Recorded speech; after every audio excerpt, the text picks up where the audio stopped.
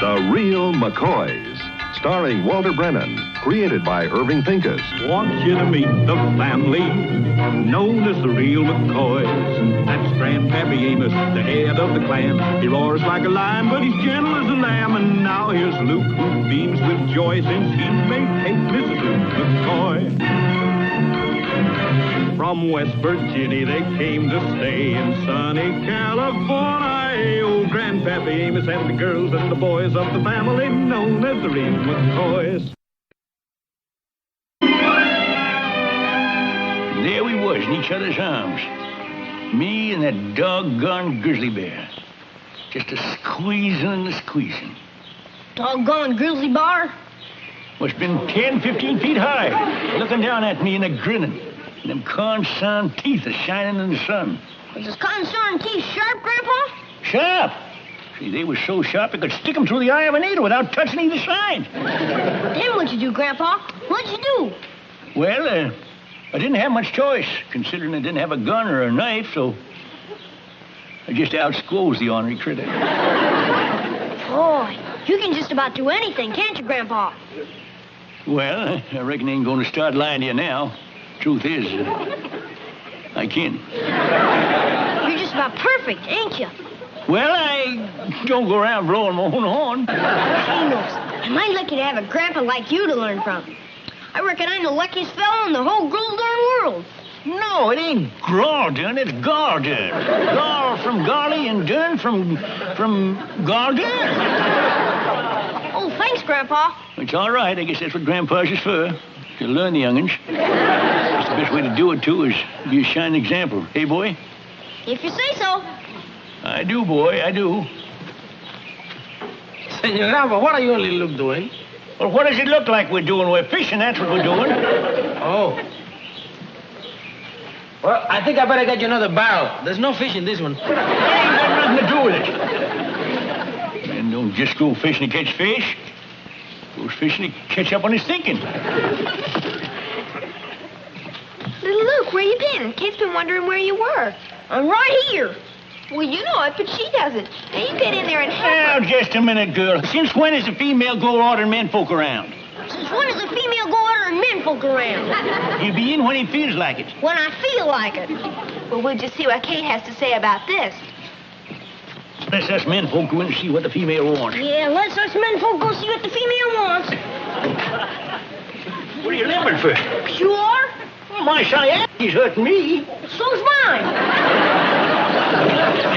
Never come on to me tonight, now under 60. So there you are. Little Luke, how many times have I told you to come straight home from school? If I've told you once, I've told you 100 times. Hey, now, Kate, quit picking on the boy, would you? Picking? Grandpa, I've been worrying my head gray over this child. Well, he ain't going to be no trouble. He's just going to be fine, right, boy? Right, Grandpa. Sure.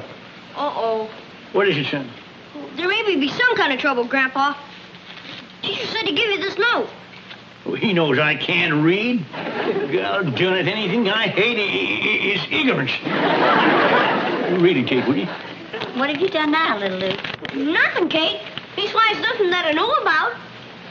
Dear Mr. McCoy. Hey, he's kind of affectionate for a stranger, ain't he? Your grandson, Luke, has been undergoing a rather decided change lately, both in actions and attitude. There, you see that? Even the teacher knows the improvement. Go on, Kate. I would like very much to meet you and discuss the matter further. Please come by at your earliest convenience. Signed, Mr. Saunders. Is that all? Yeah, Grandpa. You see that? He just wants to get some of my learning ideas and pass them on to the other young ones. Grandpa, I got a strong notion that ain't exactly what Mr. Saunders got on his mind. Why, just because he didn't come out and say it? He's seen what I done with little Luke, and he just wants to wheedle it out of me.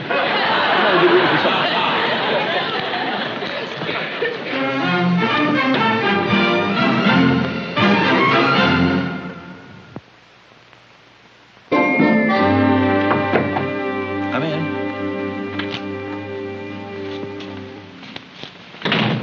Howdy, Mr. Saunders. Yes? Well, I'll be glad to tell you how I done it. Of course, they ain't going to work on all the young'uns, because they got to have the makings to start with. Of course, it did come kind of natural anyways, because I've had him since he was knee-high to a sow's belly. A sow? Yeah, I learned him every gall blame thing he knows. And now, I ain't one to go around tooting my own whistle, but Anybody would tell you if it weren't for Amos McCoy, why the boy wouldn't be worth his salt. McCoy. then you must be young Luke McCoy's grandpa. Not only his grandpa, and his pa, and his ma, and his wet nurse, and his teacher, and most important, I'm his shining example. Sit down, Mr. McCoy. Thank you. I asked you to come over here, sir, because I'd like to talk to you about your grandson. Yeah, I just wish his ma and pa was alive to hear this. You're making this very difficult for me. Well, ain't no need of you being shy about it. We just come out with it. We both know that little Luke is a fine, upstanding young fella. That's right, Mr. McCoy. And because he is such a fine boy, I'm sure you'll want to know that recently he seems to have come under a very disturbing influence. Ooh, what? Wait, just show me the sidewinder and I'll kick the tar out of him. I bet it's one of them concerned females, I'll bet you. That speech of yours, Mr. McCoy, pretty well confirms two of my suspicions. Huh? About where little Luke gets his picturesque language and his rather antiquated attitude as regards the opposite sex. Mr. McCoy, Luke seems to think that girls are some sort of inferior beings who were put upon this earth for the sole purpose of being subservient to men. Now, can you imagine a boy of his age with such ideas? Yeah, he is kind of a word at that. Kind of scares you, don't it? And it scares the little girls, too. He pushes them right out of their place in line at the cafeteria. He calls them consarn females, and he tells them they'd better learn to know their gold-earned place. Now, do you think that's right? No, it ain't right. And if I've told him once, I've told him a dozen times. It ain't grow done, it's gone done. And these tall tales he keeps telling me about himself and about you. Now, just imagine squeezing a bear 15 feet tall to death with his bare hand. Well, now, that is a pretty tall one. All right, now, let's just add up what we have here. Here is a boy who uses unacceptable language. He treats little girls in a domineering manner, and he tells falsehoods. Now, perhaps this sort of thing is acceptable in your world, Mr. McCoy, but it is most certainly not acceptable here.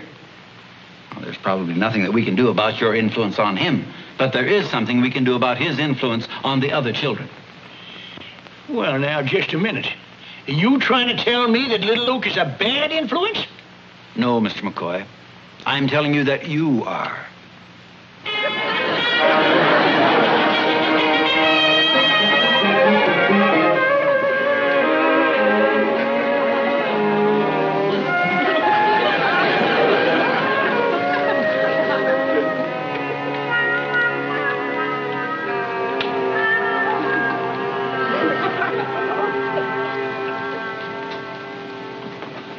You just get back? What's the idea of sneaking up on a fella like that? Oh, I'm sorry, Grandpa. Hey, Kate was telling me about you going down to see little Luke's teacher. What do you want to see about? One thing I can't abide is a person who sneaks up on a fella. I said I'm sorry, Grandpa. What was it he wanted to see you about? Sneaking up on a fella like that. I got a good mind not to talk to you for a few days and learn you a lesson. Now, where you going? Well, I'm going to go down to school and talk to the teacher myself. Well, you just hold on. Lesson's all over. All right, Grandpa. What did he say? Well, he said that little Luke was a fine, upstanding boy, and, what else?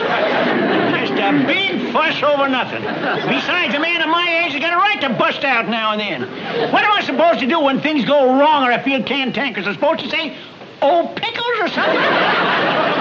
Whoever heard of a cantankerous 10-year-old boy? Ain't nobody's got to practice. How's he know what he's going to say when he gets to be a cantankerous old man? Grandpa. All right, maybe he'd want the right kind of language for a 10-year-old boy, but that ain't no sense in him hauling me down to school. No, that ain't exactly enough reason at all. So what were the other reasons? Now, Luke, are you standing there accusing me, your own grandpa, of holding out on the whole truth? No, but according to Kate. According to Kate. When are you going to stop listening to women? Even little Luke, who ain't half your age, why, he knows that if you give a woman a hand, that she's liable to think she's better than any man. That teacher down there, why, he sort of took aback at the advance thinking of little Luke right now. Oh, now that's a lot of hogwash, Grandpa. Well, do you know that lately little Luke's even been acting snippy to Kate? He won't fix his room no more. He said, well, you fix it. It ain't fit and work for a man. 10-year-old. You know, Luke, you can never tell what's liable to become of him someday. Ain't no liable to at all, Grandpa. I know exactly what he's going to become. Using your language and looking down his nose at females and telling whoppers to anybody that happens to be within earshot. Now, you hold on, Kate. So he's been telling whoppers at school, too, huh, Grandpa? Well. Now, if little Luke grows up believing and acting like you, he just ain't going to fit too good, is he? Well, what do you want me to do? You've got to tell him not to use that language. Yeah, and to show some respect for girls, even if they are females. And stop telling them whoppers. Now, Luke, he thinks being like me is the greatest thing that could happen. I just can't tell him, Luke. You gotta tell him, Grandpa. Kate. All right, I'll tell him. I'll tell him to stop being like his grandpa. I'll tell him to stop using my language. I'll tell him to start being a wishy-washy female lover, and I'll tell him to stop telling whoppers. Now I'll tell him if he keeps on copying his grandpa, he'll grow up to be an ornery, ignorant, low-down, worthless, no good. Doggone it. This is going to be the biggest whopper I ever told.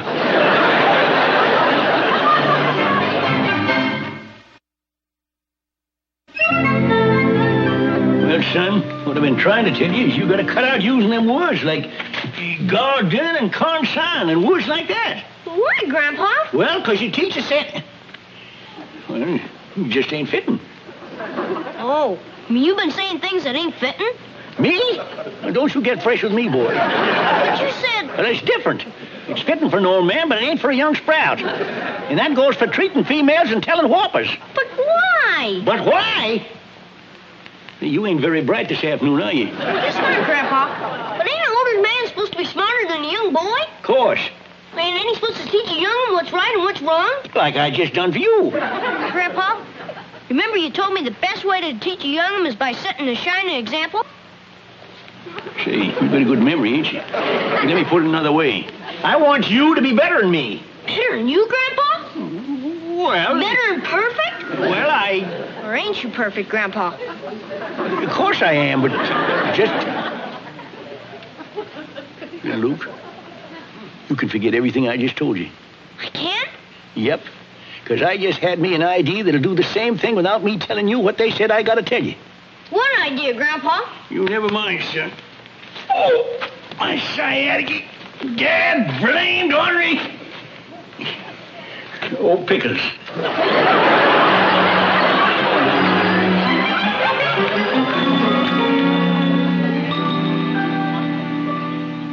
Here they come.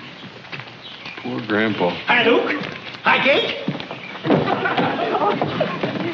You don't look very poorly to me. No, you don't look near miserable enough. Grandpa, did you... It's all took care of. Oh, then you did. I said it was all took care of. But, Grandpa... Quit hounding me, boy. Well, I guess I'll go into my room and neaten it up, I might. You, Grandpa? Yep. But ain't that female work, Grandpa? Well, I'll tell you how I look at it, little Luke. Kate does so much for us, the only way we can show our respect and consideration for her is to help her out whenever we can. But ain't she liable to start thinking she's as good as us men folk? Who said she weren't? Almost. Wait, Grandpa. I'll help you. Grandpa neating up his own room? Now, what do you reckon he's up to, sugar babe? I know. Instead of telling little Luke Grandpa's going to be that shining example he told little Luke he was. Grandpa? A shining example?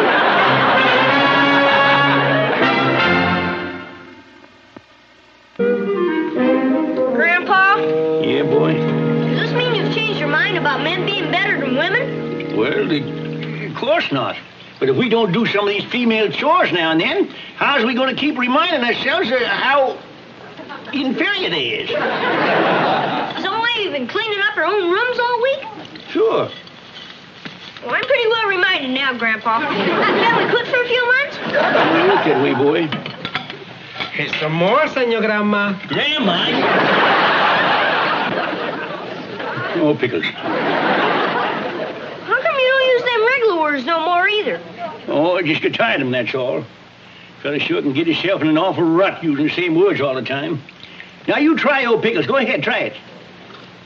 Oh, pickles. Don't that put a good feeling in your mouth? Darn if I know.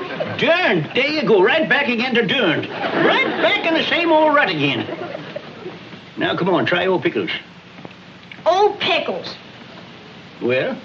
Ain't bad, Grandpa. Ain't bad at all. Old pickles. Yeah, I like it. There I was, alone and barehanded, facing a pack of hungry, snarling wolves. Whole pack, Grandpa? Well, it wasn't exactly a pack, but these 4 or 5. Yeah, there I was, alone and barehanded, facing this 4 or 5 hungry, snarling wolves. So, Hey, Grandpa. there I was, alone and barehanded, facing a single hungry, snarling wolf. Barehanded? With just a pair of gloves on. And with the gloves, I was holding a gun. But there I was alone. Alone. Except for 6 or 7 friends. Facing that hungry, snarling wolf.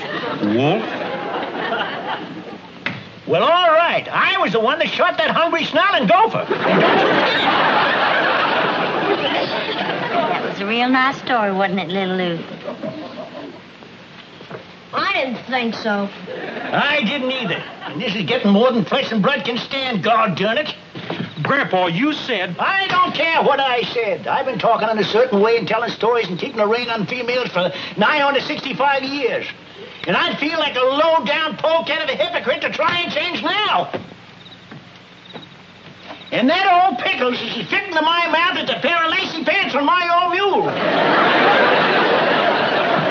Grandpa's grown darn concern right.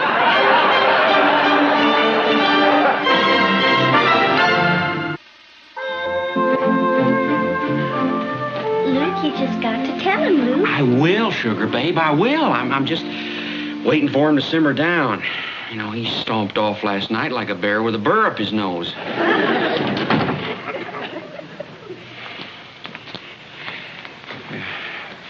Grandpa. I ain't gonna do it. I ain't gonna break that boy's heart. Grandpa, are you sure it's his heart you're fretting about? Grandpa, we understand how you feel. And if you could have done it by setting an example, well, Luke and I would been mighty pleased. But you couldn't. So you're just going to have to tell him in words.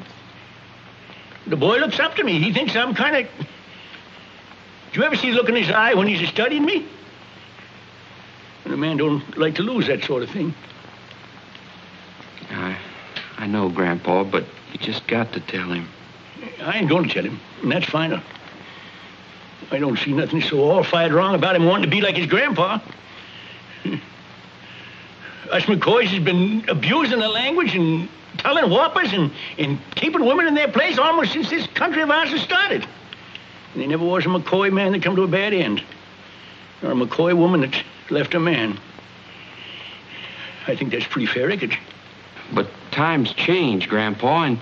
No, I ain't going to do it. I ain't never going back to that old Pine school. I ain't never going back. I'm glad I did it.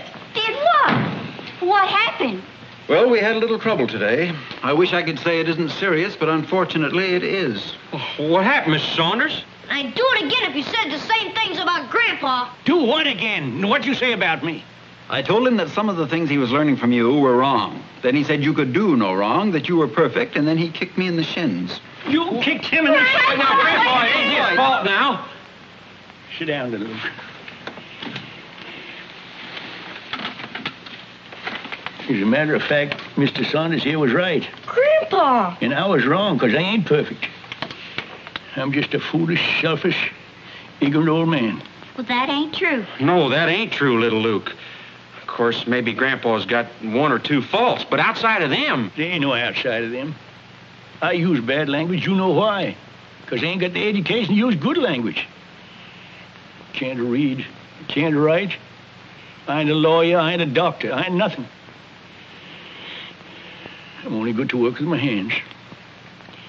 I'm just an old man that don't fit no more. And anybody that tries to be like me, they ain't gonna fit no more neither. I lied to you, little Luke. Because I like thinking of being a shining example so much that they just couldn't turn loose of it. Little Luke, there's one thing I want you to do. You watch your grandpa. Whatever he does, you do just the opposite. Don't you believe it, little Luke. I know your grandpa's famous for telling whoppers, but I'll bet that's the biggest one he ever told. Now, just a minute. No, you wait a minute, Miss McCoy. You just had your say. Little Luke, nobody is perfect, not even your grandpa. But that doesn't mean that there aren't a lot of important things to be learned from him.